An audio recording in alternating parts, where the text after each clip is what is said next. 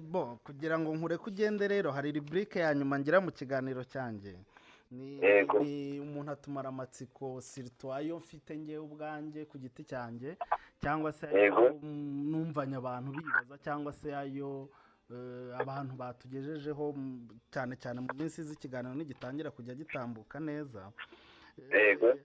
Hari ibintu ukunda muri iyi style nshyashya usigaye urimo, ese buriya twayita afro, twayita inzayirwa, ubundi inzayirwa ni style Musique africaine, turi musique africaine entre autres rumba ya kinyarwanda ni rumba ya kinyarwanda tugiye niko nayi kinyarwanda nkuko ukunda kubivuga.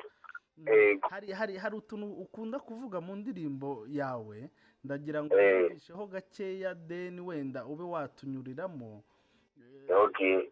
Sorry gato ndimo ndazamura ahantu na playingiraga. Sawa nta kibazo. Sirtu nyine urabona dedicase niko nabonye bakunda kuzita baririmba nyine iriya muzike yawe. Yes. Niko bakunda kuzita. Dedicase tuzita muri mabanga. Mabanga. Okay. Dedicase kwa. Aha ndahageze none ahantu ubu muri Sherina nga uba ubwira umudoktere. Nabashije kumva ni santima gusa ndagira ngo nga playing ho gatoya then umbwira icyo bivuze. Sawa. Dr. Kimbone lukina mata dictionnaire ya bolingo na lukamwa ya kwekisa mere ndenge na lela santima aho ngaho Dr. Kimbone. Okay. Donc la chanson reka mbanze twavuge ni indirimbo y'urukundo. Yego. Ndavuga umugore umwe niwe wantwaye abandi ejo n'ufu. Ndavuga umugore nkunda cyane ndimo kumuririmba kwa. Noneho hari ambabaza Dr. Kimbole. Namubwira nti shakira dictionnaire y'urukundo. Ndewe ko mbonamo amagambo yo kubwira mère donc umugore ukuntu mukunda. Donc c'est comme si amagambo yari yavuze mbona nta kindi kintu nakora nawe gishingara cyane cyashobora kwekikema ukuntu mukunda. Noneho ndavuga nti reka nshake dictionnaire hasi y'urukundo niba ibaho hanyuma nshake amagambo yo kubwira mère donc umugore ukuntu mukunda. Rero ndavuga ngo Dr. Kimbole kugira amatari dictionnaire abolingo naluka muwaya kwegisa mère ndenge na lenaye shakira dictionnaire y'urukundo ndewe ko mbona uburyo bwo kubwira uwo mugore ukuntu mukunda. twinshi tujya tuncanga ngashaka kudusuramo no kubifata bikanga kabisa ariko asante kurako. Ikindi amadedikase yawe uyakora ku bantu bahari cyangwa n'umuntu ushobora no gutekereza ugakoresha izina runaka atari nabyo wenda ari dedikase kugira ngo indirimbo iryohe? Dedikase zikora ku bantu bazi bariho abantu nzi. Ku bantu nzi abantu babaho kabisa kameme. Kubera ko iyo turirimba tuba turirimbira abantu bariho ngo tuwe tukaririmba n'abantu bariho. Akandi kantu k'amatsiko bushize twakubonye performinga mu gikorwa cya Rwanda Revenue. Yego. Ni ubwa mbere uperformingiye abakozi mukorana? Ni ubwa mbere mu myaka 10 yose ishize ni ubwa mbere. Yari un peu surprise ntabwo twari twabiteguye cyane kuko twakoranye nyine n'abantu barimo bacurangira hanyuma ndavuga reka nanjye mbashyire bakaririmba. Ku kazi abakozi mukorana bagufata plus musicien que plus collègue cyangwa uri umukozi nk'abandi ntago umuzicien uza nyuma ya? Ndi umukozi nk'abandi kabisa, ndi umukozi nk'abandi. Hari n'abantu baza ku kazi bakavuga ariko hari umuntu musa ubanza muvukana tu aririmba. Donc ku kazi tubatse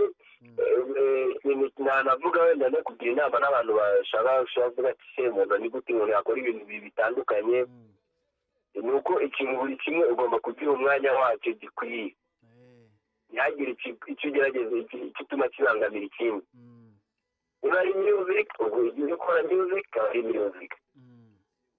Uri mu kandi kazi gasanzwe akazi ngewe ntabwo akazi ka leta akaba ari akazi ka leta. Niba ari kuri televiziyo zanjye na music zanjye ndimo ndashyiraho video zanjye gusa ndimo direct iba no donc niba ari music ni music, niba ari akazi gasanzwe n'akazi gasanzwe. Hariya rero nkora kuri Rwanda Revenue, ndi umukozi wa Rwanda Revenue, ntabwo ndi umusicien, donc ndi umukozi usanzwe.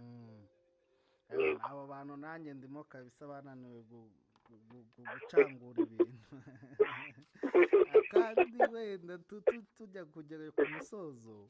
Umenye ko Rayon Sport yatsinze se? Nabimenye Rayon Sport yatsinze ntibabiberwa. Ntabwo babiberwa. Rayon Sport yatsinze ntibabiberwa. Hari umuntu numvise noneho urusaku ntabwo turutira Rayon Sport yatsinze. Kubera ko ifite abafana benshi cyane kabisa. Wowe ibintu se bya siporo, imipira za basikete ujya ubyitaho? Ibintu bya siporo buriya nka football hano mu Rwanda iwacu ntabwo nyikurikirana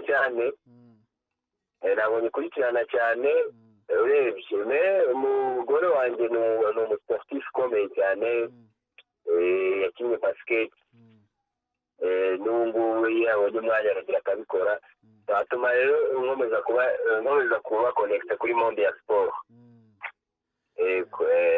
Okay. Hanyuma mu muziki se apari ya Ziggy double 5 hari umuhanzi ubu mu Rwanda uri kuvuga uti kabisa uyu muntu ari kuri esheri nziza, arimo arazamuka kabisa, nanjye mbaye ndi umufana namufana cyangwa namugira inama kugira ngo akomereze aho ngaho? Mfite abahanzi fana rwose, mfite abahanzi fana kabisa. En general abahanzi, umuntu wese kabisa ushobora ubashije gukora indirimbo akayishyira hanze ndamufana, kubera ko nzi I know what it takes, nzi ko bitoroshye na gato. Ariko noneho hari igihe bitewe na periode, hari umuntu aba afite indirimbo urimo gukunda muri ino minsi, ariko muri ino minsi j'apprécie beaucoup Christopher ni sawa, Afana ni sawa, Dream Boys ni sawa, ni benshi kabisa. Abafite bafite indirimbo kabisa muri ino minsi bumva zimeze bien. En general umuziki wo mu Rwanda umeze bien, ku buryo uramutse umbwiye ngo nimubwire abahanzi 10 ntabwo nabishobora, kubera ko bararenze kuba 10. Ubwo ndumva ntari bwirirwe nanakubaza umwe kuva n'icumi ari iki. Rwose umbajije umwe waba umemukiye, kubera ko umwe sinashobora kumuvuga, umbajije umwe waba umemukiye cyane. Ibyo byagorana cyane. Umbajije umwe waba umemukiye, gusa nakubwira ndetse nakubwira se Shomula ngasiga Riderman se. Ntabwo byaba byoroshye. Nakubwira Buravan ngasiga Christopher.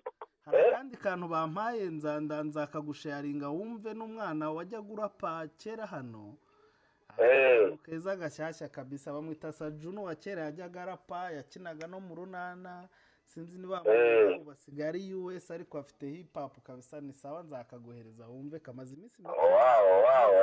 Ibyo nibyo dushaka kabisa, dushaka abantu bakora ibikorwa, bakora indirimbo ndabwira muri minsi abahanzi bo mu Rwanda franchement ko dushaka bakiga bakora indirimbo za atari, amavideo ya bien, uzarebe par exemple video Tom Close akora ari bien. Tu vois, donc avant de muvuga nuko hariho ndimo banje mu mutwe kano kanya, ariko nk'ubu nicaye ngakora list, nzi neza ko itapfa kurangira kabisa. Nzakagusharinga ukareba, afite hip hop nziza kabisa, clip nziza, yakitinga neza, script yanditse neza, nanabonyemo na Kamishi nawe arimo akora ka kazi twavugaga ko umuntu ukoze accident akahita afotora agasharinga.